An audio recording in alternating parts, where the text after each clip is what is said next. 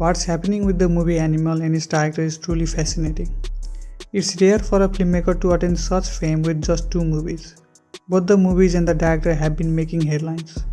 The movie for its content and the director for his unfiltered view, explanation and his ongoing conflict with some critics. The first time Sandeep Reddy Vanga went viral was during his interview with Film Companion, where he defended his movie and called out Rajiv Masand for his view on Kabir Singh. What's his name? Rajiv. Rajiv Masand, yeah. Yeah, okay. He reviewed my film and he gave 2. So audience gave 200 crore plus by now. For example, if I call Rajiv Masand the fat guy, it's describing. Seriously. If I talk about his rectus abdominals, transverse abdominals, pectoral muscles, that's objectifying, right? If you don't understand these basics and you call yourself a critic, it's very sad.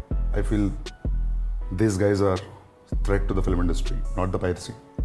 Also, in the same interview, he provided explanation about the slap scene and discussed his next movie, which later made headlines. The same scenario is unfolding now. After the massive success of Animal, Sandeep has given a few interviews that have stirred the pot.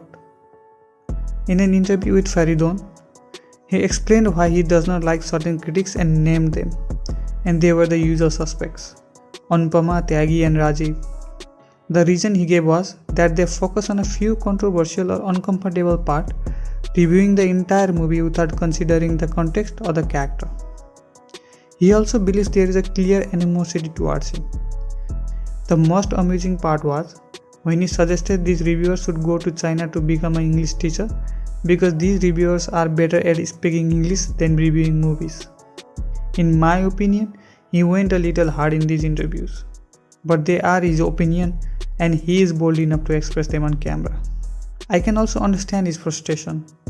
He has faced criticism throughout his career, and if people attach a certain intention to the movie that contradicts the creator's intended one, it can be frustrating.